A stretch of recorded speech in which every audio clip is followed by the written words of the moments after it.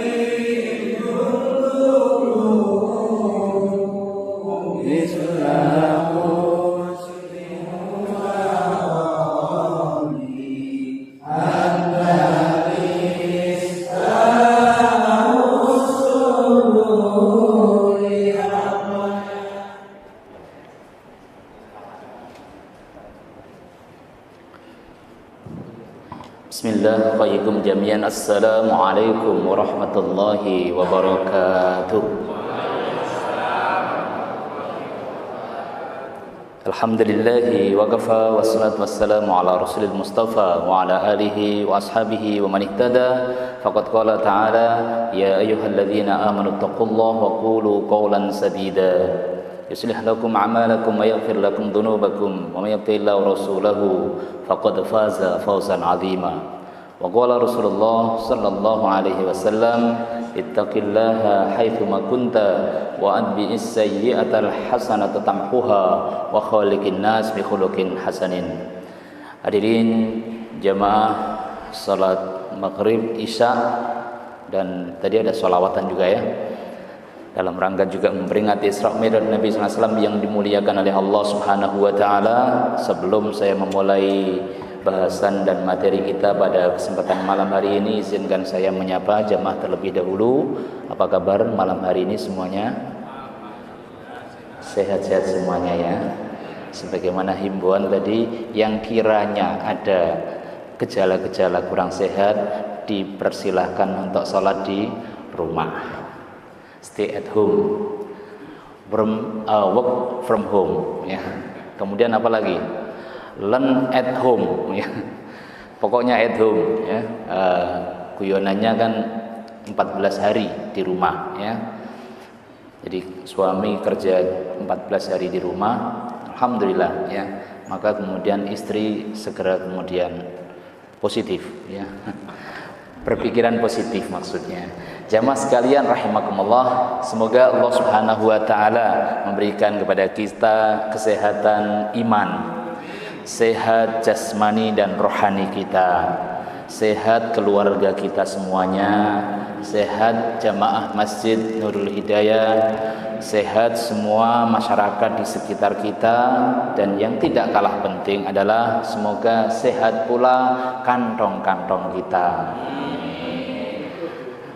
Ini umumnya memang kalau urusan kantong aminnya kenceng banget ini. Semoga kalau sehat kantongnya, kemudian infak dan sedekahnya juga semakin banyak dan penuh berkah. Amin Allahumma amin. Jamaah sekalian rahimakumullah, saya pada kesempatan kali ini diamanai untuk berbicara bersama dengan jamaah sekalian, Bapak Ibu sekalian, tentang Isra Mi'raj. Bukan berbicara tentang corona. Saya khawatir bosen juga ya. Walau mungkin kita singgung sedikit-sedikit, ada hubungannya sedikit ya. Boleh nanti saya ngomong corona sedikit? Boleh, baik. Jamaah sekalian rahimakumullah, karena boleh kalau sempat nanti kita ngomong tentang corona. Kalau enggak ya sudahlah, kita berbicara tentang Isra Mi'raj. Hadirin jamaah sekalian rahimakumullah, karena di antara anjuran dari Ibu Gubernur Khofifah juga agar kita mengurangi semaksimal mungkin pertemuan-pertemuan dalam jumlah besar, maka izinkan saya agak cepat untuk menyampaikannya sehingga tidak terlalu lama juga kesempatan kita di malam hari ini. Tidak apa-apa Pak, jamaah sekalian, Bapak Ibu sekalian. Namun mungkin nanti 10-an menit begitu kita bisa berdialog dari apa yang kita sampaikan. Hadirin jamaah sekalian rahimakumullah, berbicara tentang Isra Mi'raj, maka yang pertama adalah peristiwa yang melingkupi Isra Mi'raj itu apa? Para ulama ahli sejarah, mu'arrikh, para penulis sirah Nabi sallallahu alaihi wasallam menyebutkan bahwa di antara hal yang menjadi latar belakang hingga kemudian Rasulullah sallallahu alaihi wasallam diperjalankan dalam perjalanan Isra Mi'raj adalah apa yang disebut dengan oleh para ulama amul huzni, yakni tahun kesedihan. Pertanyaannya, mengapa sampai kemudian Kanjeng Nabi kita Rasulullah Muhammad sallallahu alaihi wasallam mengalami tahun kesedihan yang sangat mendalam? Beberapa penulis sejarah menyebutkan yang pertama, beliau ditinggalkan oleh dua orang yang selama ini membela dakwah beliau. Ditinggalkan oleh dua orang yang terus membantu, membackup dan kemudian menolong dakwah beliau sallallahu alaihi wasallam. Bapak Ibu sekalian insyaallah tahu siapa dua orang itu? Yang pertama adalah paman beliau Abu Thalib. Walaupun sampai akhir hayat beliau tidak masuk Islam, Rasulullah sedih juga karena itu, tetapi yang dilakukan oleh paman beliau Abu Thalib sepanjang hidupnya, beliau adalah orang yang mencintai Nabi sallallahu alaihi wasallam dan sekaligus juga membela dakwah beliau sampai akhir hayatnya. Walau kemudian sekali lagi tadi di akhir hayatnya ketika diminta Nabi untuk bersyahadat, menyatakan syahadatain, tidak mau. Karenanya kemudian kata Nabi sallallahu alaihi wasallam, paman beliau itulah yang disebutkan di dalam hadis, manusia yang karena doanya Nabi maka diringankan siksanya, yakni mendapatkan siksa neraka, tetapi siksa neraka yang paling ringan. Namun jamaah sekalian, jangan kemudian kita mengentengkannya, karena siksa yang paling ringan dari surga itu adalah terompah sandal atau kaki, telapak kaki itu terkena api neraka, otaknya mendidih. Itulah manusia yang bahkan paling ringan siksanya di neraka, yakni paman beliau Abu Thalib. Tetapi jemaah sekalian rahimakumullah, kehilangan atau pulangnya atau meninggalnya paman beliau, maka dakwah beliau yang selama ini mendapatkan backup, mendapatkan perlindungan dari paman beliau Abu Thalib ini kemudian tidak mendapatkan perlindungan kembali. Inilah yang pertama. Dan yang kedua siapa? Istri beliau Khadijah radhiyallahu anha. Kita tahu Rasulullah sallallahu alaihi wasallam beristrikan Khadijah radhiyallahu anha. Pada waktu itu beliau Khadijah ini adalah konglomerat, wanita yang sangat mulia di sisi Allah Subhanahu wa taala dan sangat dermawan, kaya raya, konglomerat bahkan. Namun sampai akhir hayatnya kemudian seluruh harta yang dimiliki oleh beliau habis dalam rangka untuk membantu dakwah Nabi sallallahu alaihi wasallam. Bahkan sebelum meninggalnya Khadijah radhiyallahu anha, waktu itu di masa boikot, 3 tahun diboikot oleh orang-orang Quraisy, Ibunda Khadijah radhiyallahu anha waktu itu menyusui putrinya yang keluar bukan air susu yang putih, tetapi bahkan kemudian keluar darah. Saking apanya? Saking sengsaranya waktu itu diboikot oleh orang-orang kafir Quraisy. Habis harta beliau, sehingga ketika mau meninggal, istri beliau Khadijah ini sempat menangis. Nabi bertanya, "Wahai Khadijah, mengapa engkau menangis?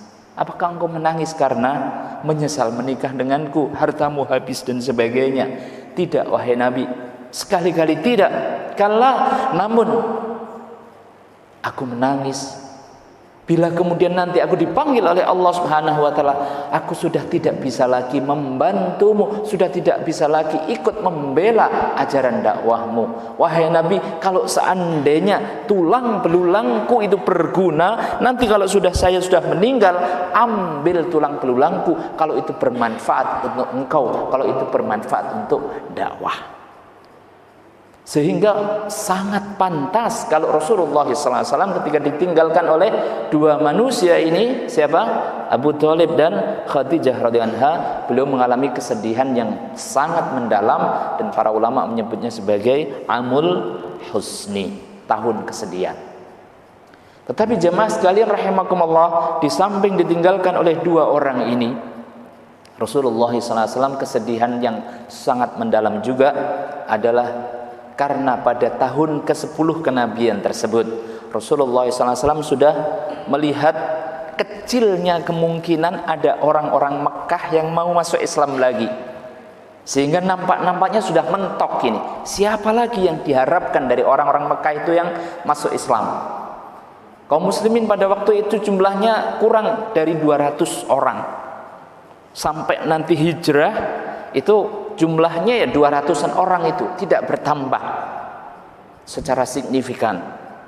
Karenanya kemudian beliau mencari wilayah lain untuk siapa di antara dari wilayah-wilayah lain, negeri-negeri lain di sekitar di luar Mekah itu kemudian yang mereka mau ikut ajaran Islam, mau masuk Islam, dan kemudian mau ikut dalam dakwah beliau sallallahu alaihi wasallam. Masuklah beliau kemudian keluar dari Mekah, masuk ke Taif, mencoba mencari wilayah-wilayah baru. Siapa di antara kiranya dari wilayah-wilayah baru tersebut yang mau masuk Islam. Saat kemudian ke Taif, Rasulullah SAW diterima awalnya dengan dingin oleh para pemimpin Taif. Tetapi kemudian sepulang dari itu, ternyata para pemimpin itu telah menyiapkan anak-anak dan preman untuk melempari beliau sallallahu alaihi wasallam, sampai-sampai manusia yang paling mulia di alam semesta ini, di dunia ini, bahkan makhluk yang paling mulia Muhammad sallallahu alaihi wasallam ini, sampai kemudian berdarah-darah dilempari batu oleh orang-orang kafir dari orang-orang Taif. Sampai kemudian beliau sembunyi di salah satu kebun. Waktu itu didatangi beliau oleh malaikat Jibril dan Malakul Jabal, malaikat penunggu gunung. Dan malaikat penunggu gunung itu kemudian menawari kepada Nabi, wahai Nabi, kalau engkau berkenan, aku akan ambil gunung ini untuk aku timpukkan kepada orang-orang Taif yang telah menyakitimu, yang telah melemparimu. Saya nanya kepada bapak dan ibu sekalian, kalau yang ditawari malaikat panjenengan kira-kira gimana Pak jawabnya? Sikat habis begitu ya, cepet aja, langsung saja. Tetapi ternyata Rasulullah Muhammad sallallahu alaihi wasallam tidak begitu. Kala, tidak wahai malaikat, tidak. Justru aku berharap dari anak keturunan mereka nanti akan menjadi pembela agama ini. Dari anak keturunan mereka, dari sulbi mereka lahir anak-anak yang kemudian mereka masuk Islam dan menjadi pembela agama ini. Justru Rasulullah SAW kemudian berdoa kepada Allah, kelemahan dirinya, sedikitnya usahanya, dan kemudian beliau menyatakan kepada Allah, seandainya engkau sepanjang engkau tidak murka atasku ya Allah, aku ridho mendapatkan semua perlakuan ini asalkan engkau ridho. Masya Allah, subhanallah. Inilah luhurnya akhlak Rasulullah SAW yang kemudian doa beliau itu terkabul nanti di saat Khalifatul Rasulillah yang pertama, yakni siapa namanya? Abu Bakar As-Siddiq. Pada masa kepemimpinan beliau banyak orang-orang yang murtad. Ada yang mengaku nabi palsu, ada yang kemudian enggan membayar zakat, ada yang kemudian mau menyerang kaum muslimin dan sebagainya. Namun ada masyarakat di 3 kota utama yang mereka siap untuk selalu membela dakwah Abu Bakar As-Siddiq. Mana 3 kota itu? Yang pertama Madinatul Munawwarah, Mekkatul Mukarramah, dan Taif. Terkabulnya doa Nabi sallallahu alaihi wasallam karena beliau tidak ingin untuk masyarakatnya itu dihancur leburkan oleh malakul jabal. Karena yang disakiti beliau, walaupun sebenarnya juga agama, akan tetapi lebih banyaknya untuk beliaunya. Kalau yang disakiti aku ridho sepanjang Allah ridho. Justru kemudian beliau mengadukan kelemahannya kepada Allah Subhanahu wa ta'ala. Nah, hadirin jemaah sekalian rahimakumullah, itulah suasana yang melingkupi dan melatar belakangi peristiwa maha dahsyat, perjalanan yang luar biasa maha dahsyat, di luar logika, jauh di luar ilmu pengetahuan, yang kemudian ilmu pengetahuan takluk ke dalamnya, kepadanya, sebuah perjalanan maha dahsyat. Kenapa? Karena pada waktu itu Rasulullah, manusia yang paling dicintai oleh Allah Subhanahu wa ta'ala, bahkan ditolak oleh sekian banyak manusia. Ke Mekah sudah tidak ada lagi orang yang diharapkan masuk Islam. Kemudian keluar dari Mekah ke Taif, diapakan oleh mereka? Bahkan kemudian dilempari batu, ditolak dakwahnya. Ketika kemudian manusia di sana sini, kiri dan kanan, depan belakangnya menolak, ingatlah ternyata ada Malikul Mulk, pemilik seluruh kekuasaan dan kerajaan. Biadihil mulk, di tangannya lah semua kekayaan yang ada di alam semesta. Di dalam genggaman kekuasaannya lah seluruh apa yang ada di alam semesta, yakni Allah Subhanahu wa ta'ala lah yang kemudian sangat rindu justru kemudian untuk bukan saja sebagaimana biasanya menurunkan wahyu lewat malaikat Jibril, tetapi kemudian beliau sallallahu alaihi wasallam yang ditolak oleh siapa? Oleh orang-orang kafir Quraisy, oleh orang-orang Mekah, ditolak oleh orang-orang Taif, ditolak oleh banyak orang. Maka kemudian beliau ternyata dirindukan oleh Zat yang Maha Kuasa untuk diperjalankan dalam perjalanan yang maha dahsyat yang termaktub di surat Al-Isra ayat 1. Subhanalladzi asra bi 'abdihi lailam minal masjidil haram ilal masjidil aqsa alladzi barakna haulahu linuriyahu min ayatina innahu huwas samiul basir. Itulah latar belakang yang kenapa kemudian banyak manusia yang menolak, tapi Tuhannya manusia, Sang Maha Pencipta, Sang Maha Kuasa, yang Rahman dan Rahim, yang pemilik seluruh kekayaan di alam semesta ini, yang Maliki Yaumiddin, menguasai hari pembalasan di akhirat kelak. Dialah zat yang kemudian justru merindukan beliau sallallahu alaihi wasallam dalam perjalanan Isra Mi'raj. Maka para ulama berbeda pendapat, namun kemudian yang diantara dari beberapa perbedaan pendapat itu yang paling masyhur adalah terjadi di malam di tahun 27 Rajab, tahun ke-10 kenabian. Di malam itu Rasulullah sallallahu alaihi wasallam tertidur di depan Ka'bah di antara paman beliau Abbas bin Abdul Muthalib dan Ali bin Abi Thalib. Pada waktu beliau tertidur itu kemudian datang dua malaikat. Dua malaikat ini kemudian datang dan kemudian mengatakan ahwa begitu. Bahasa apa Pak itu? Ahwa bahasa apa Pak? Kalau saya ngomongnya begini, ahwa, itu bahasa apa? Bahasa Mandarin, bukan ya? Bahasa Arab. A itu apakah? Ya. Huwa itu dia, huwa dia. Maksudnya malaikat yang satu ini bertanya. Ada dua malaikat datang kepada Nabi, yang satunya bertanya kepada yang satunya, apakah benarkah dia yang dimaksudkan, yang diperintahkan oleh Allah? Maka kemudian yang satunya, bala, benar, dialah yang dimaksudkan. Bala, huwa, dialah orangnya, si laki-laki ini. Diambillah kemudian Rasulullah SAW oleh dua malaikat itu, dibawa di dekat sumur Zam-Zam, dan kemudian malaikat Jibril datang membelah dadanya. Dada Rasulullah SAW dibelah, diambil kolbunya, dicuci 3 kali dengan air zam-zam, kemudian dimasukkan ke dalamnya 2 hal dari tempat yang terbuat dari emas. Apa 2 hal itu? Iman dan hikmah. Dimasukkanlah iman dan hikmah dalam kolbu Rasulullah SAW. Kita tahu Rasulullah itu 2 kali dibelah dadanya. Yang pertama kapan, Pak?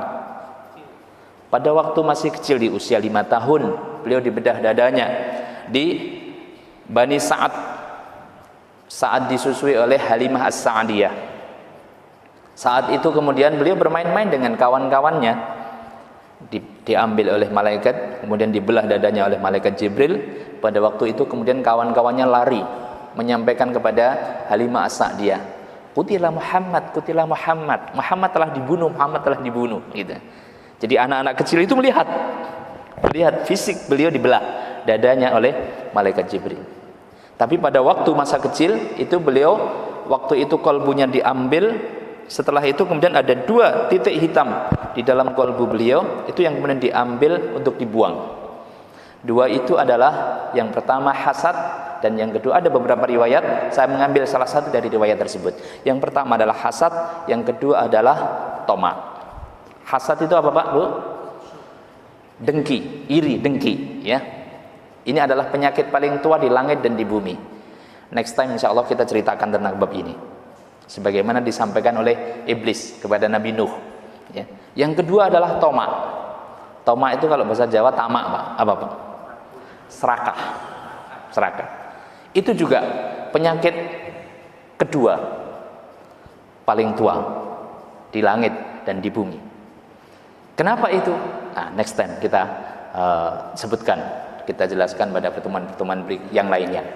Nah, di waktu malam 27 Rajab tersebut, Rasulullah SAW dibelah dadanya, kemudian kolbu diambil, dicuci dengan 3 kali dengan air zam-zam, dimasukkan dan ditambahkan ke dalam kolbunya yang namanya apa? 2 tadi, iman dan hikmah. Inilah jemaah sekalian rahimakumullah. Kalau judul dan tema kita ini adalah berjuta hikmah, sebenarnya lebih, bisa bermiliar hikmah.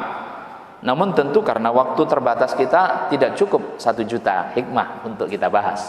Berapa berarti kalau nggak cukup 1 juta? Ya secukupnya lah, gitu kan.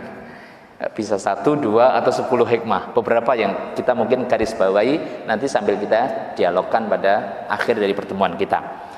Yang pertama jemaah sekalian rahimakumullah, pelajaran pertama yang bisa kita ambil dari awal perjalanan Isra Mi'raj yang kemudian nanti akan kita lanjutkan pembahasannya, itu adalah ketika Rasulullah SAW sabar atas berbagai macam ujian dan cobaan. Bahkan kemudian beliau mengadukan ketika ada perlakuan yang tidak baik dari manusia, maka justru kemudian beliau mengadukan kelemahannya kepada Allah. Beliau mengadukan sedikitnya usaha yang beliau sampaikan, yang beliau kerjakan. Padahal tentu beliau adalah manusia yang paling luar biasa, paling tinggi derajat amal dakwahnya, paling bertakwa, tetapi beliau mengadukan kelemahannya kepada Allah Subhanahu wa taala. Pelajaran terpentingnya adalah ketika kita di dalam kehidupan dunia mendapatkan ujian dan cobaan, maka hal yang pertama yang harus kita lakukan adalah segera menghadap kepada siapa, Pak, Bu? Kepada Allah Subhanahu wa taala. Dan bagaimana kita menghadapnya? Ketika menghadap kepada Allah, kita tinggikan setinggi-tingginya Allah Subhanahu wa taala, kita bertasbih kepada Allah, kita bertakbir kepadanya, bertahmid kepadanya, beristighfar kepadanya, kemudian kita rendahkan diri kita serendah-rendahnya, sehina-dinanya di hadapan Allah, sedikitnya amal kita, banyaknya maksiat dan dosa kita di hadapan siapa? Allah Subhanahu wa ta'ala. Kalau itu yang kita lakukan, sikap ketika ada masalah termasuk corona yang seperti ini, maka segera jamaah sekalian rahimakumullah, bersamaan dengan kita melaksanakan perintah syariat tentang protokol kesehatan yang telah banyak tadi juga telah disampaikan, itu sebagai bentuk usaha yang benar-benar secara disiplin harus kita lakukan. Tetapi yang tidak kalah penting apa? Segera menghadap kepada Allah Subhanahu wa ta'ala.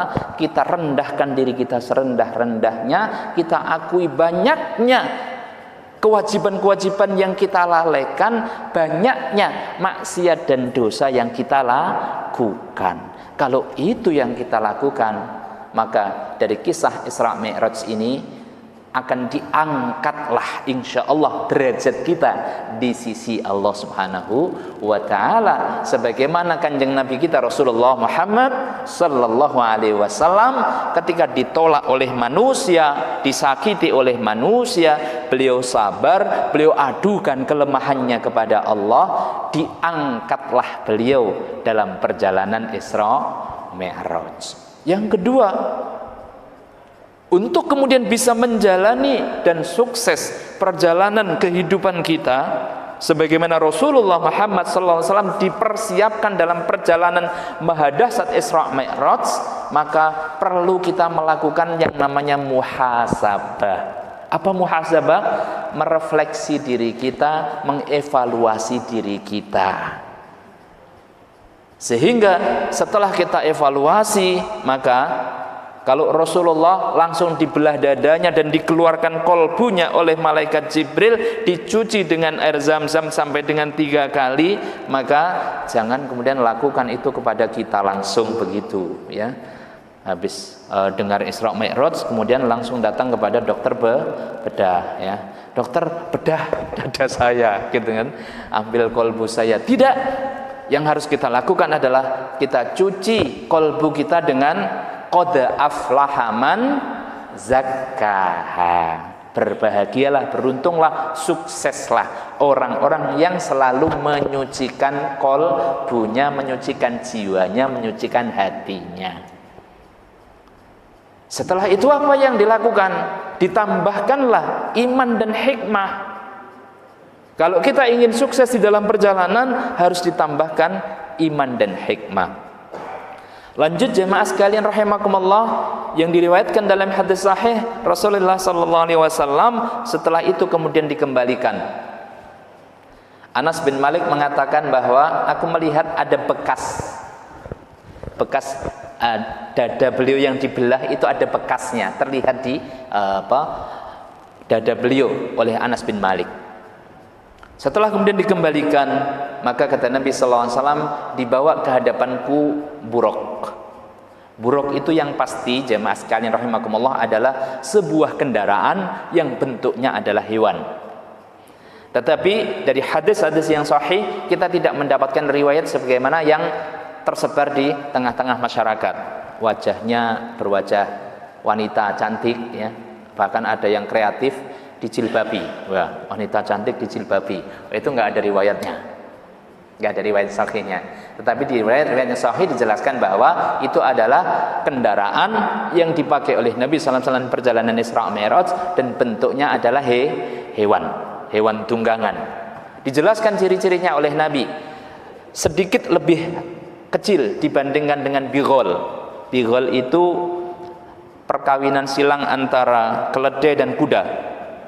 Tingginya hampir sama dengan kuda, bighol itu. Nah, buruk itu lebih kecil, lebih rendah dibandingkan dengan bighol, lebih tinggi dibandingkan dengan keledai.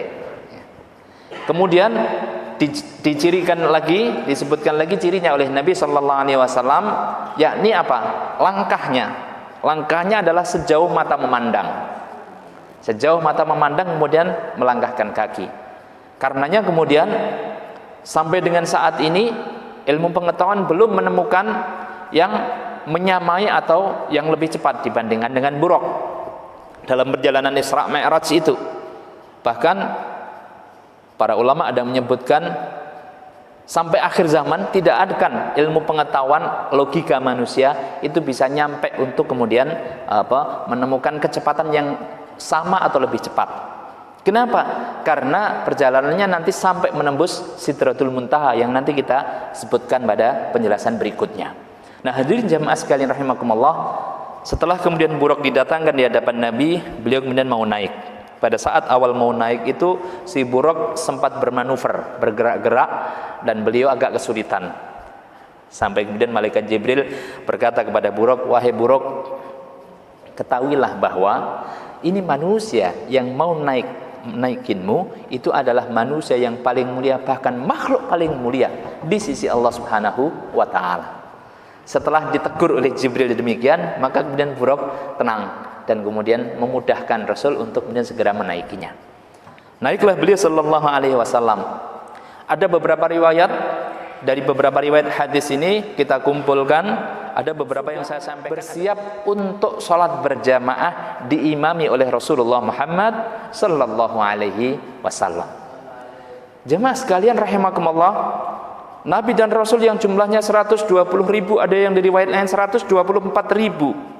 124.000 itu semuanya bermakmum kepada Nabi sallallahu alaihi wasallam, yang karenanya pelajaran penting dari Isra Mi'raj ini mengajarkan kepada kita bahwa salah satu keimanan kita kepada Rasul, keimanan rukun iman yang keberapa, Pak? Yang keempat, iman kepada para Rasul. Di antaranya pastinya yakin dan mengimani bahwa Rasulullah Muhammad sallallahu alaihi wasallam itu sebagai khatamul anbiya wal mursalin. Beliau adalah penutup para nabi dan para rasul. Sekaligus dari peristiwa Isra Mi'raj ini kita diajarkan di dalam akidah dan keyakinan kita, dalam keyakinan Ahlussunnah wal Jamaah, bahwa beliau sallallahu alaihi wasallam itu adalah imamul anbiya wal mursalin. Beliau imamnya para nabi dan para rasul. Setelah kemudian beliau mengimami salat di Masjidil Aqsa itu, beliau sempat menyifati beberapa nabi yang ditemui, antara lain Nabi Musa. Beliau menyifati Nabi Musa itu adalah tinggi, gagah, besar, perkasa, warna kulitnya sawo matang. Jadi kayaknya kayak kita lah ya, sawo matang. Itu Nabi Musa. Perkasa. Kenapa perkasa? Disebutkan oleh Nabi perkasa, salah satunya Nabi Musa pernah memukul orang Mesir, orang Kipti, itu sekali pukul langsung mati ya. Sekali pukul. Ini adik-adik yang pernah mungkin melihat film Ip Man 4 ya, atau Ip Man berapa sebelumnya, itu kalau tarung pada musuhnya harus berapa kali dia mukul? Berkali-kali kan, duk gitu kan, itu pun nggak langsung mati ya. Tetapi Nabi Musa pukul sekali langsung mati ya. Karenanya kemudian nanti ketika pembahasan di mahsyar, kenapa Nabi Musa itu tidak mau ketika diminta oleh manusia, Nabi Adam tidak mau, Nabi Nuh tidak mau, Nabi Ibrahim tidak mau, Nabi Musa nggak mau. Kenapa nggak mau? Karena saya pernah memukul orang sampai mati gitu kan. Itu salah satu yang disebutkan oleh Nabi Musa. Tapi beliau kemudian lari setelah mukul orang Mesir sampai mati itu ya, lari dari Mesir sampai ke Madian. Kalau sekarang wilayah Jordan. Jadi Mesir sampai Jordania lari, Pak. Enggak pakai berhenti ya. Oh, itu kekuasaan dan keperkasaannya Nabi Musa. Kemudian beliau juga menyifati Nabi Isa alaihissalam yang warna kulitnya putih, bersih, dan seterusnya. Beliau juga menyifati Nabi Ibrahim alaihissalam. Kata beliau, kalau engkau ingin tahu gambaran wajah Nabi Ibrahim, maka beliau itu persis seperti saudaramu ini. Maksudnya seperti beliau sendiri sallallahu alaihi wasallam ya. Nah, hadirin jemaah sekalian rahimakumullah, setelah kemudian mengimami salat dan beliau menyifati beberapa nabi tadi, pada kesempatan itu malaikat Jibril memberikan menawari dua minuman ya. Dua minuman, yang pertama adalah susu, yang kedua adalah khamr. Ditawarkan kepada Nabi sallallahu alaihi wasallam, dan kemudian beliau mengambil dan menerima yang satu, yakni susu. Kata malaikat Jibril, engkau telah ditunjukkan kepada fitrah, maksudnya fitratul Islam, dan engkau telah terbimbing untuk menetapi fitrah, sehingga umatmu itu akan bisa menetapi fitrah. Di antaranya para ulama kemudian menjelaskan, kaum muslimin umat Nabi sallallahu alaihi wasallam itu sampai akhir zaman masih tetap ada orang yang tetap berpegang teguh kepada ajaran agama Islam yang dibawa Rasulullah dengan benar, dengan murni. La tazalu ta'ifatun min ummati dhahirina 'alal haq. Akan selalu ada dari umatku ini yang berpegang teguh kepada kebenaran ajaran agama yang dibawa oleh Nabi sallallahu alaihi wasallam. Boleh jadi di satu wilayah itu agak mungkin banyak yang melanggar, tetapi pasti kemudian masih ada di wilayah yang lainnya, dan begitu seterusnya. Walaupun naik turun, akan tetapi sampai akhir zaman, sebelum nanti dihabiskan seluruh orang-orang yang beriman, ya, maka sampai dengan akhir zaman masih tetap ada orang yang berpegang teguh kepada ajaran agama. Ini diantaranya karena Kanjeng Nabi kita Rasulullah ketika disuruh memilih itu bukan hanya memikirkan dirinya, tetapi juga memikirkan umatnya. Pertanyaannya, kalau Rasulullah itu sampai akhir hayatnya memikirkan kita, lah kita ini kapan memikirkan beliau? Maka semoga pertemuan kita pada malam hari ini menjadi bagian dari ekspresi rasa cinta kita kepada Rasulullah sallallahu alaihi wasallam. Semoga menjadi bagian dari usaha kecil kita, walaupun di suasana yang kita mesti waspada dan seterusnya, tetapi alhamdulillah, semoga pertemuan kita, duduk kita, dan berbagai macam aktivitas dalam menyukseskan amal dan aktivitas kita memperingati Isra Mi'raj Nabi sallallahu alaihi wasallam ini juga menjadi bagian dari amal saleh yang akan memperberat timbangan kebaikan kita fi mizanina yaumil qiyamah kelak. Allahumma amin. Menjadi bekal yang semoga di akhirat kelak kita mendapatkan syafaatnya Kanjeng Nabi kita Rasulullah Muhammad sallallahu alaihi wasallam. Menjadi investasi yang semoga nanti bisa kita ambil buahnya ketika kemudian kita bisa sempat disandingkan oleh Allah di surga Allah Subhanahu wa taala bersama Kanjeng Nabi kita Rasulullah Muhammad sallallahu alaihi wasallam. Hadirin jemaah sekalian rahimakumullah. Setelah itu kemudian beliau lanjut. Jadi perjalanan Isra itu adalah perjalanan di malam hari dari mana? Masjidil Haram ke Masjidil Aqsa. Setelah itu kemudian beliau di-mi'rajkan. Sebuah perjalanan maha dahsyat untuk naik. Maka kemudian dalam perjalanan mi'raj ini ma'asyiral muslimin rahimakumullah, Rasulullah SAW bersama dengan malaikat Jibril sampai kemudian mau menembus langit pertama. Saat mau menembus langit pertama ini ma'asyiral muslimin, malaikat Jibril kemudian mengetuk pintu langit pertama dan ditanya oleh para penjaga. Malaikat-malaikat para penjaga langit pertama bertanya, siapa ini? Aku Jibril. Siapa yang bersamamu? Muhammad sallallahu alaihi wasallam. Apakah dia telah diutus? Dia telah diutus. Maka para malaikat tahu bahwa Muhammad sallallahu alaihi wasallam ini adalah manusia mulia, utusan Allah yang terakhir, dan telah ditunggu oleh para malaikat yang karenanya kemudian dibukakan pintu pertama tersebut. Pintu langit pertama. Dan itu bukan langit sebagaimana yang kita biasa lihat itu, Pak. Awan, apalagi hanya awan. Langit itu bukan itu. Pas ada pesawat kemudian ketika dia keluar luar angkasa, itu juga belum tidak sampai menembus langit pertama. Ya.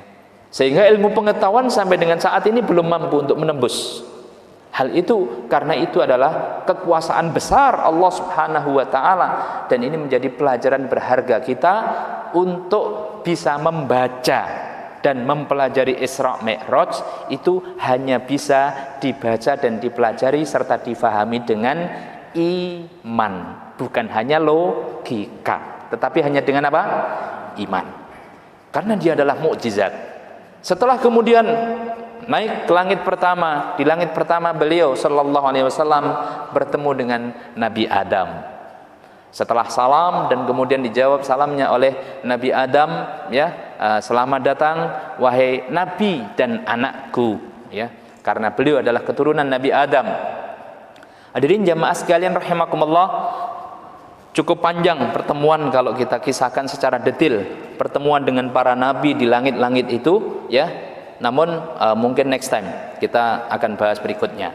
Setelah itu kemudian berlanjutlah beliau sallallahu alaihi wasallam naik ke langit keberapa, Pak? 2. Di langit kedua para malaikat penjaganya melakukan hal yang sama. Jibril diajak naik ke langit pertama, kedua, ketiga, keempat, sampai langit keempat. Idris, istirahat dulu ya di langit yang keempat. Istirahat. Nah, pada waktu istirahat itu kemudian malaikat Jibril kaget juga ketika bertemu dengan malakul maut. Ya. Loh, kamu kok di sini? Malakul maut juga kaget. Loh, kamu kok juga ke sini? Kenapa? Gitu kan? Ditanya oleh malaikat Jibril, malakul maut mengatakan, saya ke langit keempat ini karena diperintahkan oleh Allah. Diperintahkan untuk apa? Diperintahkan untuk nyabut nyawanya manusia. Saya juga kaget dan heran. Memang ada manusia di langit keempat. Ternyata buktinya apa? Ada. Siapa? Nabi Idris. Loh, iya, saya sama manusia. Siapa? Idris, dengan Nabi Idris. Oh ya, benar berarti datanya persis. Namanya persis. Jadi awalnya minta untuk diapakan, Bu, Pak? Ditambah, tetapi kemudian dia ternyata justru mendatangi tempat yang telah ditetapkan oleh Allah. Inilah satu-satunya manusia yang nyawanya dicabut di langit, yakni di langit yang keempat, ya.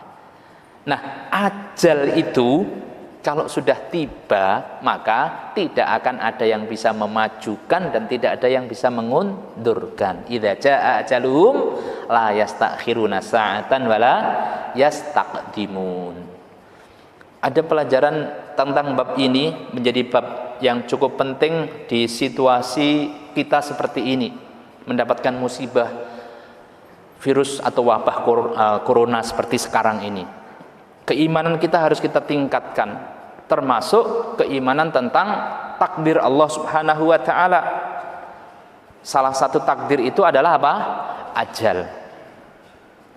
Salah satu takdir itu adalah ajal. Termaktub di dalam sebuah riwayat, ada menterinya Nabi Sulaiman, namanya Jalil.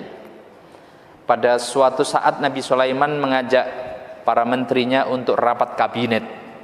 Kemudian datang tamu menghadap Nabi Sulaiman. Langsung setelah menghadap Nabi Sulaiman, selesai urusannya pulang. Begitu tamu itu sudah pulang, kemudian lanjutkan rapat kabinet sudah selesai ditutup. Ada salah satu menterinya yang namanya Jalil, ini mendatangi Nabi Sulaiman. Nabi Sulaiman, mohon maaf boleh tanya? Ya.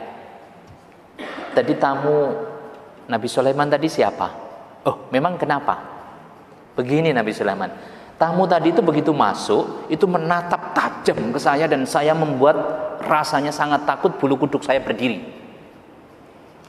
Setelah kemudian selesai urusan dengan engkau, mau pulang lagi, sebelumnya itu menatap tajam lagi ke saya. Benar-benar saya rasa ketakutan, membuat bulu kuduk saya berdiri. Kalau boleh tahu siapa tadi tamu? Kata Nabi Sulaiman, oh tadi itu malakul maut. Maka tambah merinding, gak karuan. Hah, malakul maut, gitu kan? Nabi Sulaiman, saya boleh minta tolong gak? Minta tolong apa? Tolong kirimkan saya ke tempat yang paling jauh. Kemana? Kamu mau kemana? Ya, yang diketahui oleh Jalil itu tempat yang paling jauh itu India, Pak. Jadi kirimkan saya ke India. Oh begitu? Oke lah, baik. Kapan? Sekarang juga. Sekarang itu ba'da zuhur, waktu itu. Maka kemudian Nabi Sulaiman kan punya berbagai macam pasukan. Di antara pasukannya apa? Angin. Diperintahkan angin untuk mengirimkan siapa? Jalil. Kemana, Pak? India. Waktunya kapan? Pada zuhur. Ya, dikirim langsung oleh angin. Wes, sudah selesai. Besoknya tamu Nabi Sulaiman tadi itu datang lagi. Siapa tamunya? Malakul maut, ya. Datang kepada Nabi Sulaiman, selesai urusan mau pamit. Ketika mau pamit, sebentar malakul maut, saya ada pertanyaan. Apa Nabi Sulaiman? Kemarin waktu engkau kesini, itu ada menteri saya menyampaikan begini-begini, ya. Engkau tatap tajam sampai ketakutan dan seterusnya. Memangnya kenapa? Oh, itu persoalannya begini Nabi Sulaiman. Saya itu diperintahkan oleh Allah Subhanahu wa taala diperintahkan untuk mencabut nyawa seseorang yang ciri-cirinya persis menterinya Nabi Sulaiman itu. Namanya juga persis, ciri-cirinya persis. Lah terus, saya itu kan ketika datang kepada engkau itu kan persis dekat sekali sebelum zuhur. Jadi sebelum zuhur, maka lho iki arek iki kok seneng kene gitu kan. Kata malaikat maut. Maka kemudian dilihat, ya malakul maut itu kalau lihat begini saja kan yang dilihat kan seperti dia apa kan? Seperti pendeli kan gitu. Gitu takut luar biasa ya. Nah, terus engkau diperintahkan oleh Allah untuk mencabut nyawa itu kapan? Ba'da zuhur. Tempatnya di mana? Di India gitu. Jadi siapa Pak yang minta dikirim ke India? Jalil sendiri. Kapan waktunya? Habis zuhur ya. Seperti itulah Bapak Ibu sekalian ya. Qul innal mautal ladzi tafirruna minhu fa innahu mulaqikum. Katakanlah di surat Al-Jumu'ah itu ya, katakanlah sesungguhnya kematian yang kalian lari daripadanya itu pasti akan kemudian menemuimu. Kalau kita ini mempelajari hadis tentang penciptaan malakul maut Bapak Ibu sekalian, besarnya malakul maut itu ampun-ampun enggak luar biasa besarnya. Dunia ini, bumi ini Pak, Bu, ya, itu di dalam genggamannya begini. Saya itu kan pernah ada pertanyaan begini, Ustaz, bagaimana orang kalau rombongan naik satu bis atau berapa apa besar itu kemudian kecelakaan mati bareng begitu, apa enggak repot malakul maut? Ya Allah, sampean takoke gak ono sing kurang aneh meneh tak begitu. Lah wong satu bumi ini dalam genggamannya begini kok. Apa meneh cuma satu bis itu kan ya dipletes begini aja ya. Bapak Ibu sekalian yang berbahagia, pertemuan Rasulullah sallallahu alaihi wasallam di langit yang keempat dengan siapa Bu? Pak Nabi Idris memberikan pelajaran berharga kepada kita bahwa sewaktu-waktu malakul maut itu ketika kemudian diperintahkan oleh Allah, idza jaa ajaluhum la yastakhiruna sa'atan wa la yastaqdimun. Tidak akan maju atau mundur sedetik pun. Memangnya kenapa sih? Ini ada sejarahnya Pak Bu. Sejarahnya adalah manusia itu terbuat dari apa Bu Pak?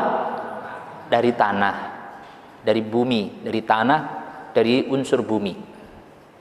Pada waktu awal penciptaan, sebelum penciptaan, Allah perintahkan malaikat Jibril untuk turun ke bumi, mengambil genggaman dari tanah di bumi itu di seluruh penjuru muka bumi untuk bahan bakunya penciptaan Nabi Adam.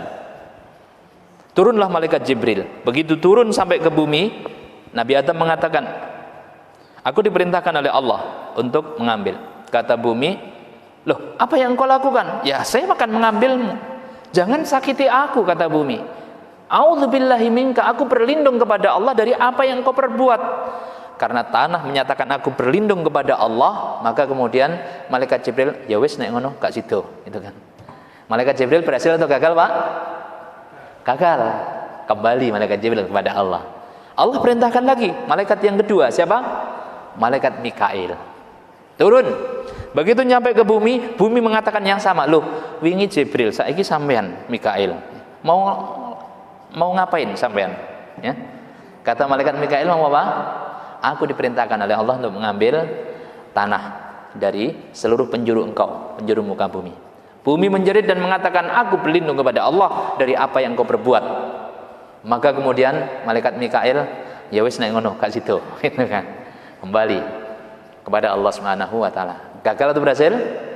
Gagal. Allah perintahkan lagi malaikat yang ketiga. Siapa yang malaikat yang ketiga ini?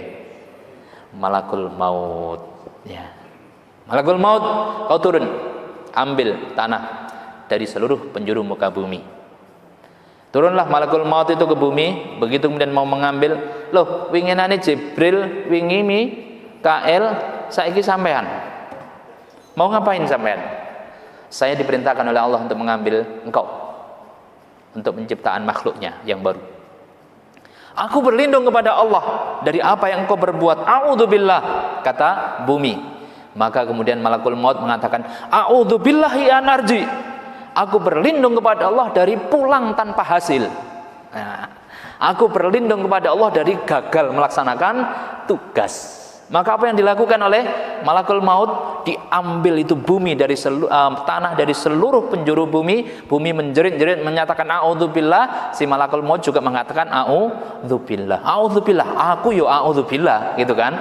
Terus sampai kemudian tugas itu ditunaikan semuanya, mengambil tanah dari seluruh penjuru muka bumi, diambil, diserahkan langsung kepada Allah Subhanahu wa taala. Jadi yang berhasil ngambil siapa, Pak, Bu?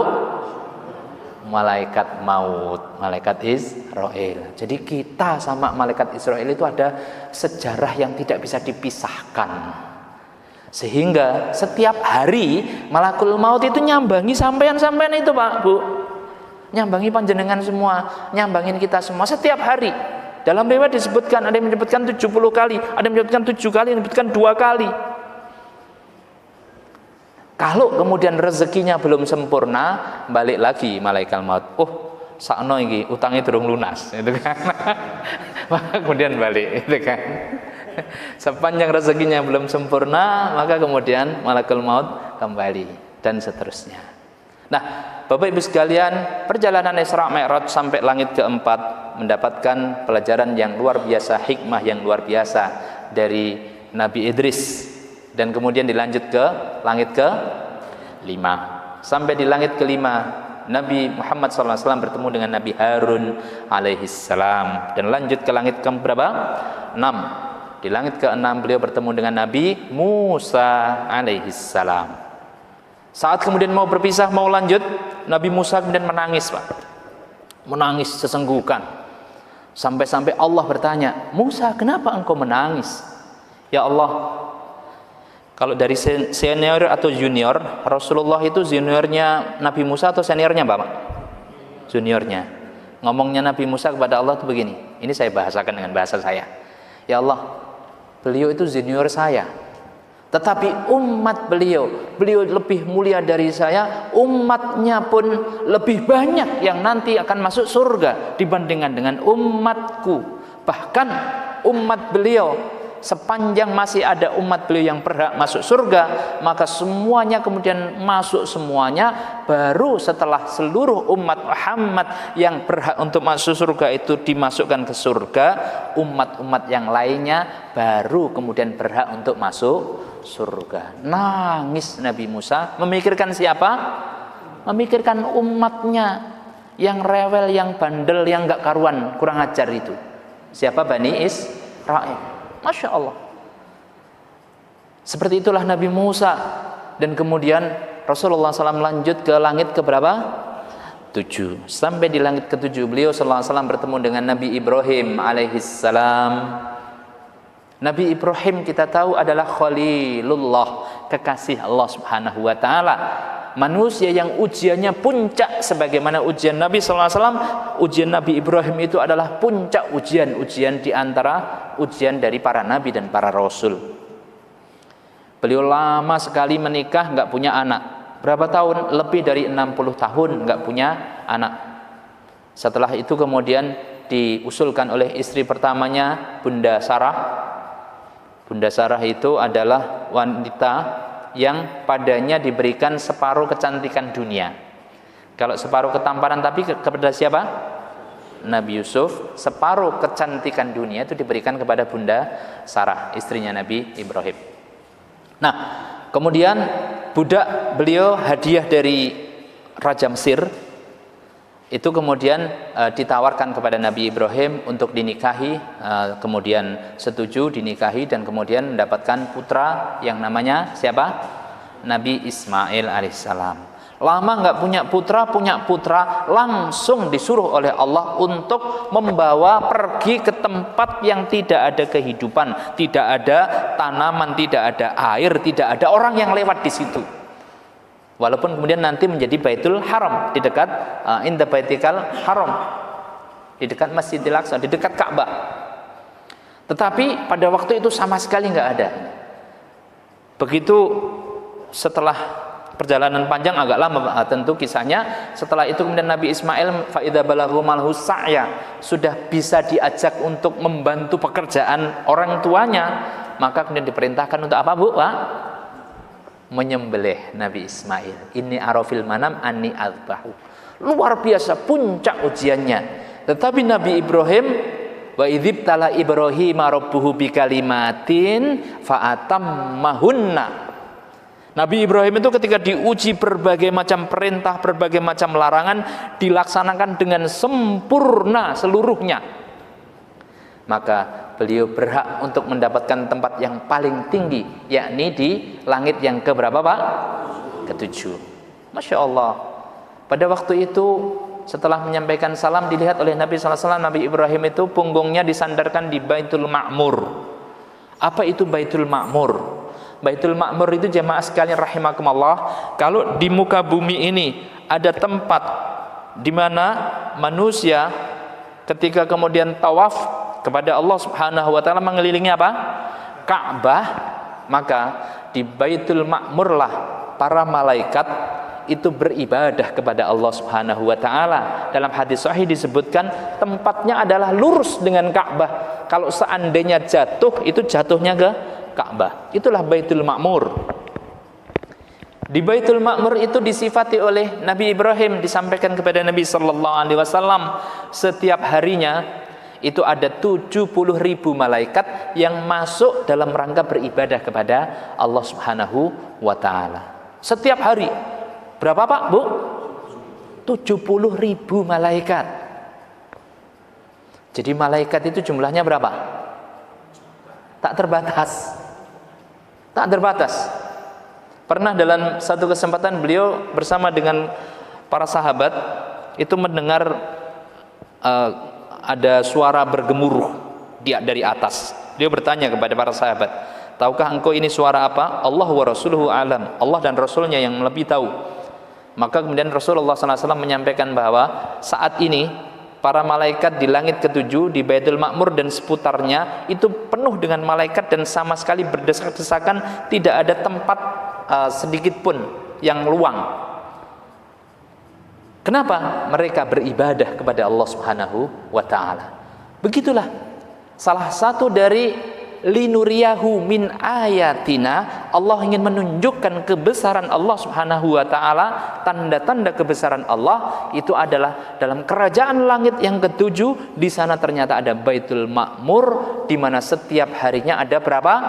70.000 malaikat yang beribadah kepadanya dan tidak kembali. Masuk lagi 70.000 dan seterusnya. Hadirin jemaah sekalian rahimakumullah, setelah itu kemudian Nabi Ibrahim menampaikan nasihatnya kepada Nabi sallallahu alaihi wasallam agar umatnya bersolawat kepada beliau. Maka kemudian ketika kita sholat, dalam tahiyat kita itu membaca, dalam tasyahud itu kita membaca apa, Pak, Bu? Sholawat. Yang pertama kepada siapa? Rasulullah Muhammad sallallahu alaihi wasallam, dan yang kedua kepada Nabi Ibrahim. Ya. Masya Allah.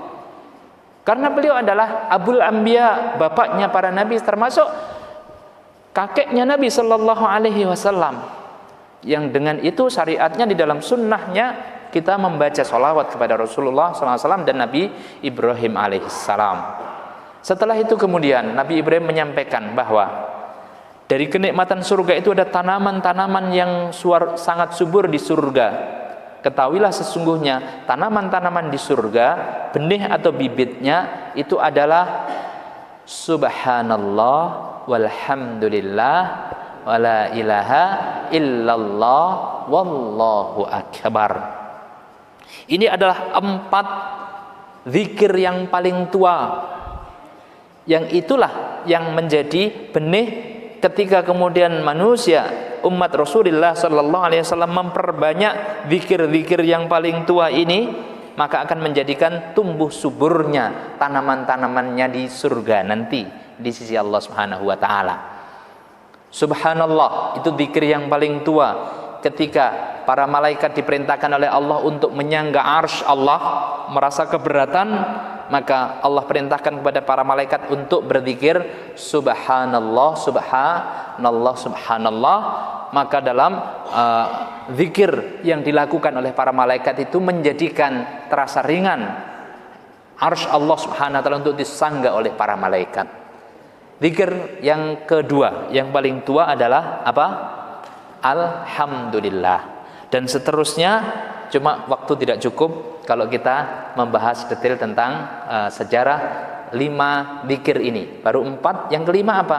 Rasulullah ketika mendapatkan penjelasan ini kemudian menyampaikan dan mengucapkan la haula wala quwata illa billahil aliyil azim. Lengkaplah 5 zikir yang paling tua, yakni apa?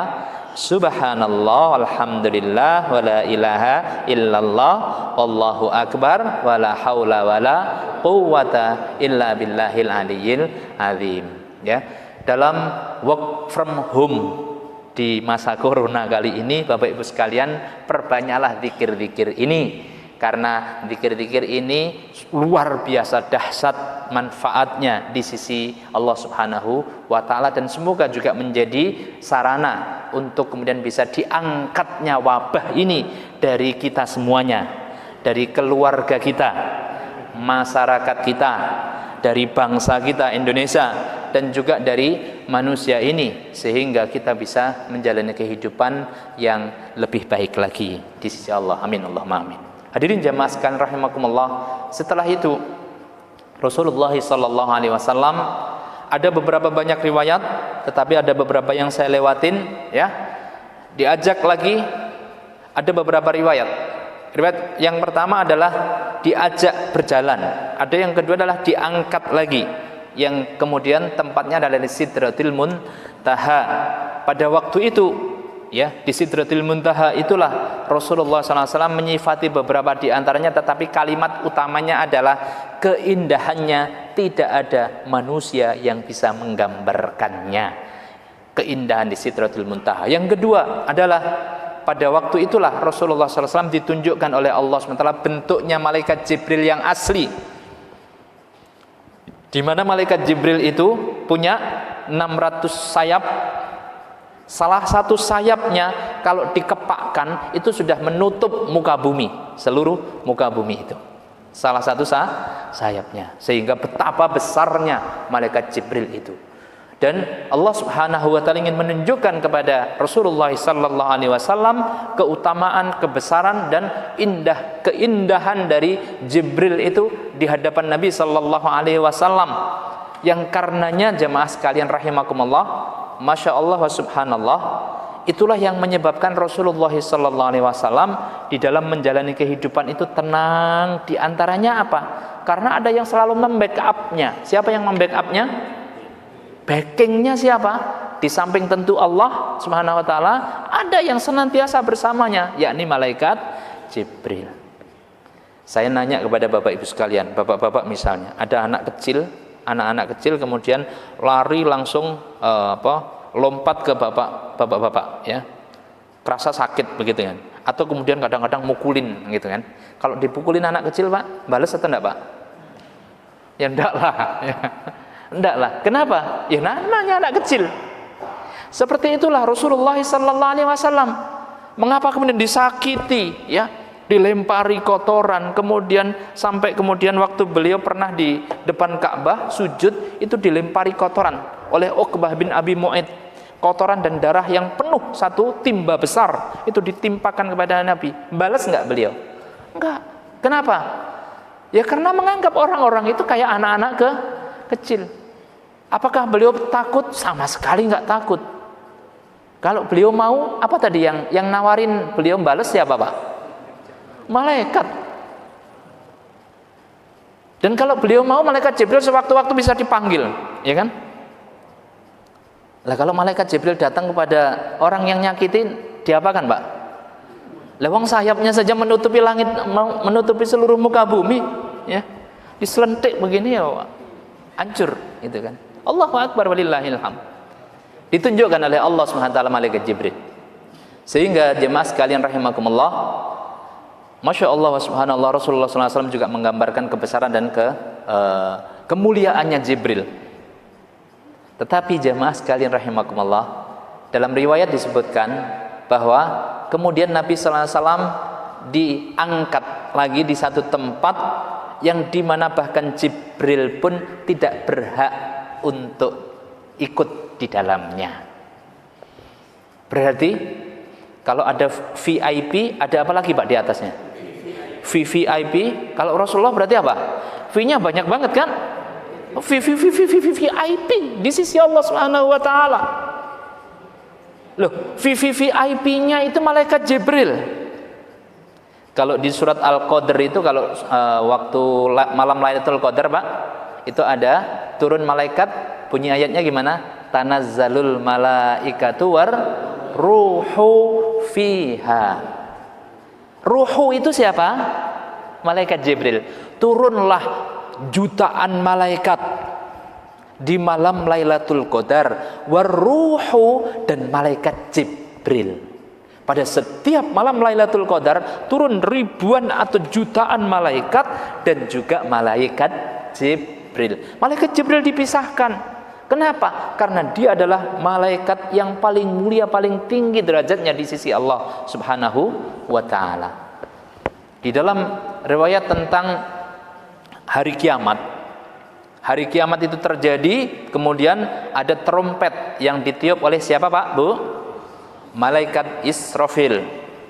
Saat kemudian pada tiupan pertama, maka seluruh makhluk itu akan kullu man 'alaiha fan. Setiap yang bernyawa akan mati kecuali yang dikehendaki oleh Allah. Yang dikehendaki belum mati ketika dalam tiupan yang pertama itu 3. Di antaranya 3 ini 3 malaikat. Siapa saja, Pak? Malaikat Israfil yang baru niup tadi, kemudian siapa lagi? Malaikat Jibril, kemudian Malakul Maut. Ada 3 malaikat.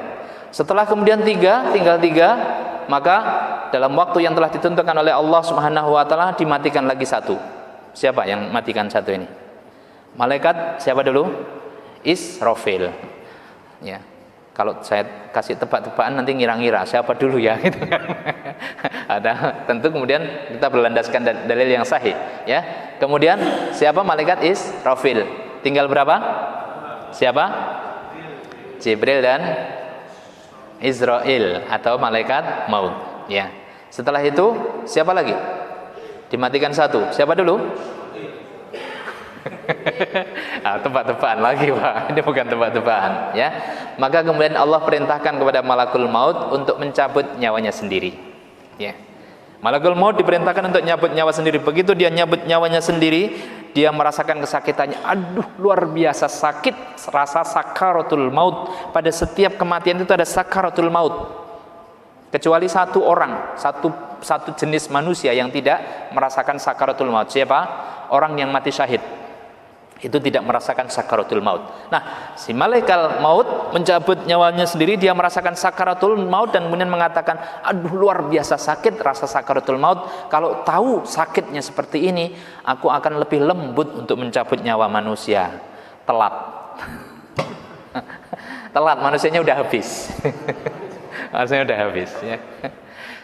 Dan berarti tinggal siapa, Pak? Tinggal malaikat Jibril. Satu-satunya malaikat yang paling mulia di sisi Allah Subhanahu wa taala. Maka kemudian Allah perintahkan Jibril untuk sujud kepada Allah Subhanahu wa taala. Dalam sujud panjangnya kepada Allah Subhanahu wa taala itulah kemudian Allah sendiri yang mencabut nyawanya Jibril. Hadirin jemaah sekalian rahimakumullah, berarti ada malaikat yang paling mulia, paling tinggi derajatnya di sisi Allah siapa? Malaikat Jibril. Pada perjalanan Isra Mi'raj itu pun ada satu posisi yang malaikat Jibril pun tidak berhak untuk ikut ke sana. Hanya ada satu-satunya makhluk Allah yang berhak untuk menghadap kepadanya. Siapa? Rasulullah Muhammad sallallahu alaihi wasallam. Rasul kita Muhammad sallallahu alaihi wasallam ini adalah makhluk, satu-satunya makhluk yang paling mulia di sisi Allah Subhanahu wa taala. Bahkan beliau yang paling mulia itu ternyata yang paling difikirkan itu adalah siapa? Kita umatnya. Di ayat 128 surat At-Taubah kita hafal semuanya. Laqad ja'akum rasulun min anfusikum apa? Azizun 'alaihi ma 'anittum harisun 'alaikum bil mu'minina raufur rahim. Masyaallah. Raufur rahim. Sifatnya sedikit di bawahnya Allah Subhanahu wa taala. Itulah Rasulullah Muhammad sallallahu alaihi wasallam, dan semoga kita benar-benar diakui menjadi umatnya, layak mendapatkan syafaatnya dan bersanding di hadapannya, di dekatnya di surga Firdausul A'la di sisi Allah Subhanahu wa taala. Amin.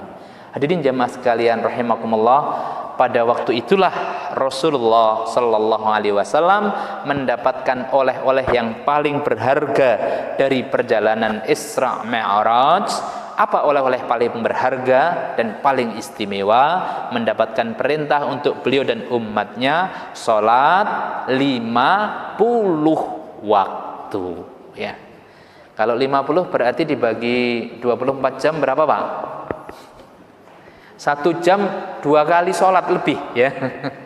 Kalau 1 jam 2 kali sholat berarti muadzinnya standby terus kan, marbotnya, imamnya juga terus, ya.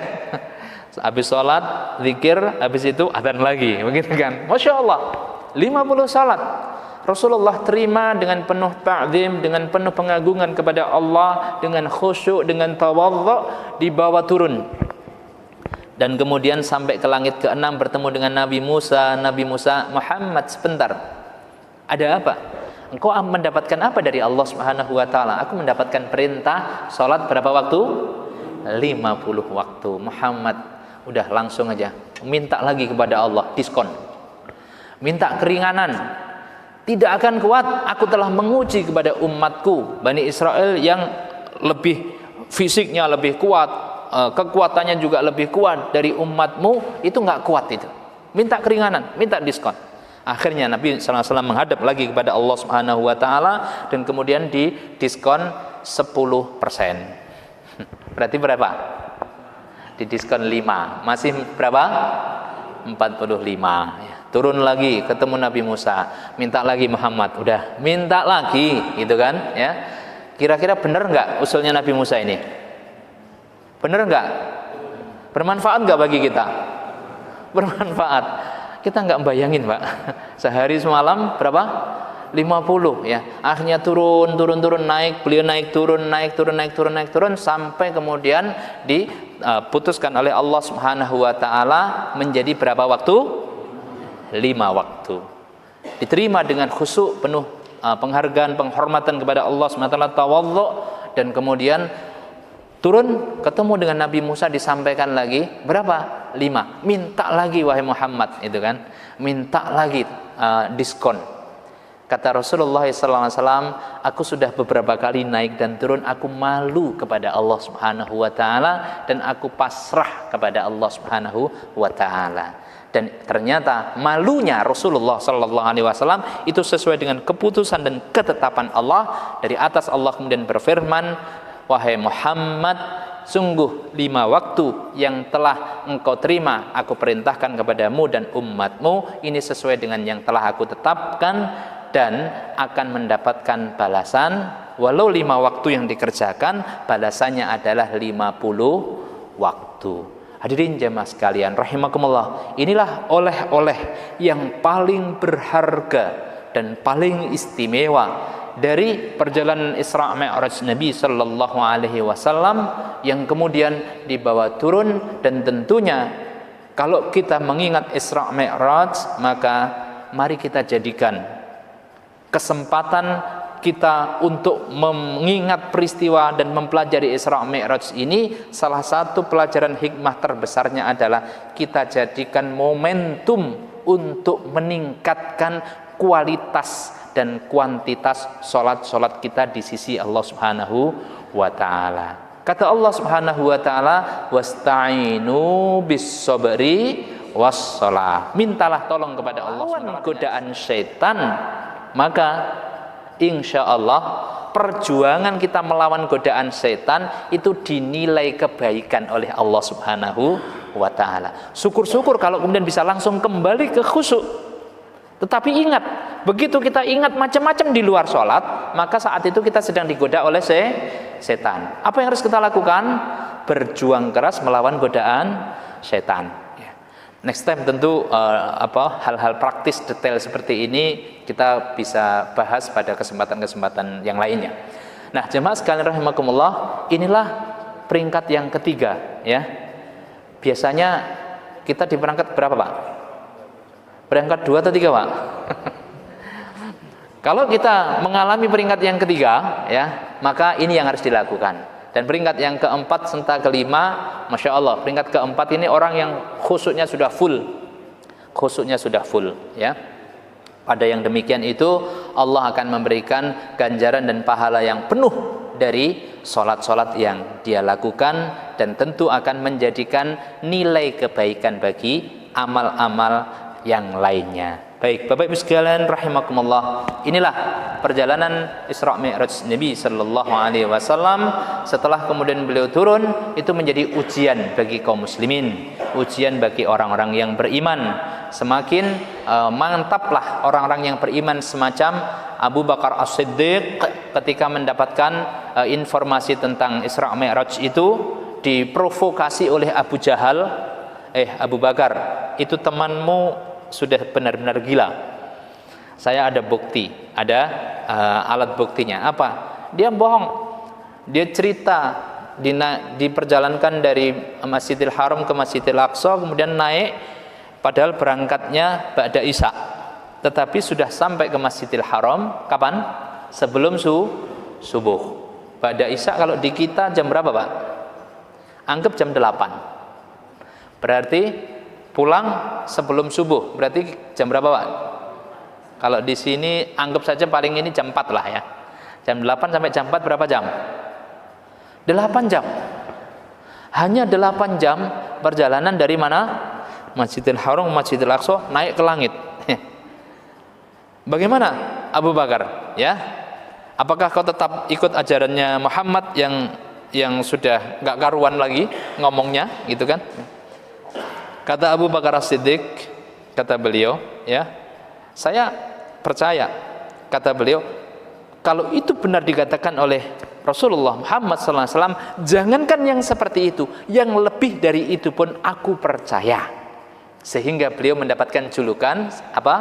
As-Siddiq, Abu Bakar As-Siddiq, karena satu-satunya orang pertama yang percaya pada saat semua orang tidak percaya dengan peristiwa Isra Mi'raj. Ditanya oleh Abu Jahal dan kawan-kawannya, kamu pernah nggak ke Masjidil Aqsa? Pernah. Berapa lama perjalanan? 1 bulan lebih. 1 bulan lebih. Tetapi seperti itu Abu Bakar As-Siddiq, ya.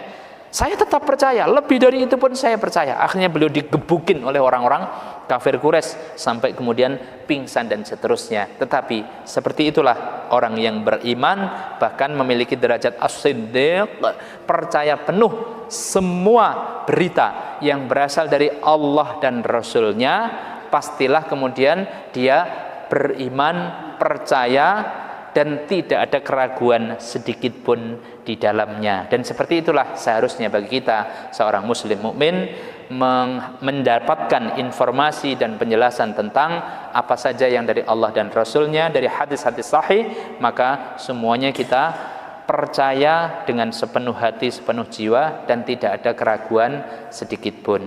Dan tentu di balik itu semua ada banyak hikmah dan pelajaran yang sangat berharga. Demikian Bapak Ibu sekalian yang bisa kami sampaikan, kurang lebihnya mohon maaf, dan mungkin kalau masih ada beberapa hal yang ingin ditanyakan atau kita diskusikan dalam waktu 5 menit atau kurang lebih segitulah. Monggo, silakan.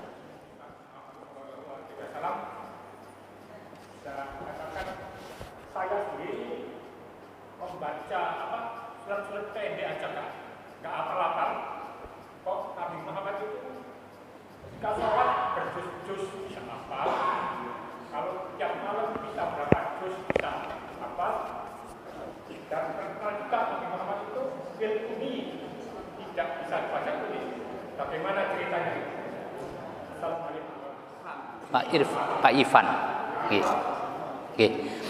Jazakallah Bapak atas pertanyaannya yang luar biasa. Ini pertanyaan yang cukup menggelitik pikiran kita. Yang pertama adalah para ulama sepakat bahwa Rasulullah SAW adalah ummi. Di samping masyarakat Arab pada waktu itu juga banyak yang ummi. Ummi yang dimaksud apa? Tidak bisa baca, tidak bisa nulis. Tidak bisa membaca dan tidak bisa menulis. Itu masyarakat Arab pada umumnya pada waktu itu juga banyak yang ummi, tetapi ada 1, 2 dan beberapa yang bisa membaca, menulis dan seterusnya. Dan kemudian masyarakat selain Rasulullah, masyarakat yang tadinya ummi itu mereka diajarin, kemudian belajar dan seterusnya, kemudian menjadi bisa. Itu kaum muslimin atau masyarakat. Tapi Rasulullah SAW, keummian Rasulullah SAW itu adalah bagian dari apa yang dikehendaki oleh Allah SWT dan sekaligus sebagai wujud dan bukti nanti sampai akhir zaman, ya, sampai akhir zaman ketika Rasulullah SAW benar-benar dalam kondisi ummi, tidak bisa membaca dan tidak bisa menulis, itu justru akan menjawab segala macam tuduhan macam-macam dari orang-orang kafir. Salah satu tuduhan kalau beliau itu kemudian tidak ummi, maka tuduhan ini akan bisa semakin bisa dibenarkan. Apa itu? Bahwa Al-Quran itu bikinannya Muhammad, gitu kan? Al-Quran itu adalah bikinannya Muhammad. Kalau Rasulullah bisa menulis, maka kemungkinannya gimana? Wah, bisa jadi benar kan gitu. Oh, Muhammad bisa nulis kok. Itu kalau bisa nulis. Tapi buktinya Rasulullah bisa menulis enggak? Enggak. Berarti tuduhan Al-Quran itu tulisannya Muhammad langsung batal. Yang kedua, Al-Quran itu karangannya Muhammad, hasil dari membaca ini dan itu dan seterusnya, ya. Rasulullah bisa baca enggak? Kalau misalnya beliau bisa baca, maka tuduhan itu bisa benar enggak? Benar. Tetapi kemudian langsung terbantahkan. Jadi tidak bisa menulis dan membacanya Rasulullah SAW itu adalah kehendak Allah Subhanahu wa taala yang sekaligus nanti menjadi bukti kebenaran dari ajaran yang dibawa Rasul. Itu semata-mata adalah agama dari siapa? Allah Subhanahu wa taala. Al-Qur'an itu murni kalamullah seluruhnya 100%. La raiba fi, alif lam mim dzalikal kitabu la raiba fi. Segala macam tuduhan orang-orang kafir terhadap Al-Qur'an, terhadap Rasulullah itu kemudian langsung mental karena umminya beliau. Itu yang pertama, Pak, nggih. Jadi luar biasa, ya, keummian beliau. Yang kedua, ya. Umminya Rasulullah sallallahu alaihi wasallam itu tidak kemudian menjadikan beliau tidak bisa mendapatkan pelajaran-pelajaran dan firman-firman Allah Subhanahu wa taala. Sebaliknya beliau ummi semata-mata benar-benar nggak bisa membaca dan menulis saja. Tetapi beliau langsung bisa memahami setiap apa yang diturunkan oleh Allah, baik langsung dari Allah seperti perintah salat 5 waktu ini, atau kemudian ayat-ayat Allah yang lain, wahyu-wahyu Allah yang lain yang lewat malaikat Jibril. Setiap yang disampaikan kepada Nabi langsung tertancap di dalam kolbunya dan kemudian dihafal oleh beliau, sampaikan 100% benar, persis, tepat, dan tidak ada yang tersembunyikan sedikit pun, tidak ada penyimpangan sedikit pun. Sehingga Rasulullah itu memiliki 4 sifat wajib. Jadi ummi tidak bisa membaca menulis, tetapi memiliki 4 sifat wajib. Apa 4 sifat wajib itu? Siddiq, amanah, fatonah. Fatonah itu cerdas, luar biasa, paling cerdas, manusia paling cerdas di muka bumi. Kemudian apa yang keempat? Tabligh, menyampaikan. Yang disampaikan 100% ayat-ayat Allah, firman Allah, wahyu dari Allah Subhanahu wa taala.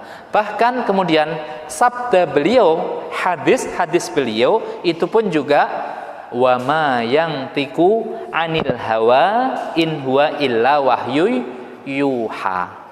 Tidaklah apa yang diucapkan oleh Nabi itu berasal dari hawa nafsunya, namun semata-mata adalah wahyu dari Allah Subhanahu wa taala. Demikian Bapak, jawaban ringkasnya bahwa beliau ummi, semata-mata tidak bisa apa? Membaca dan menulis, tetapi memiliki 4 sifat wajib. Ya, demikian cukup? Baik Bapak Ibu sekalian rahimakumullah, marilah kita akhiri peringatan kita untuk mengingat kembali pelajaran-pelajaran neraka dari Isra Mi'raj dengan berdoa kepada Allah Subhanahu wa taala. Kita tundukkan hati dan wajah kita buang jauh-jauh kesombongan kita rendahkan diri kita serendah-rendahnya di hadapan Allah, sehina-hinanya di hadapan kemuliaan Allah Subhanahu wa taala. A'udzubillahi minasyaitonir rajim. Bismillahirrahmanirrahim. Innallaha malaikatahu yusholluna 'alan nabi ya ayyuhalladzina amanu shollu 'alaihi wa sallimu taslima. Allahumma sholli wa sallim ala sayyidina Muhammad walhamdulillahi rabbil alamin. Hamdan syakirin, hamdan na'imin, hamdan yuafi ni'amahu wa yukafi'u mazidah. Ya Rabbana lakal hamdu kama yanbaghi li jalalika al-'azimi sultanik. Raditu billahi rabba wa bil islami dina Muhammadin sallallahu alaihi wasallam nabiyya wa rasula. Subhanaka la ilma lana illa ma 'allamtana innaka antal alimul hakim wa tub alaina innaka antat tawwabur rahim waghfir lana innaka antal ghafurur rahim. Rabbana zalamna anfusana wa illam taghfir lana wa tarhamna lanakunanna minal khasirin. Rabbana ighfir lana wa liwalidina warhamhum kama rabbana shighara warhamhum kama rabbana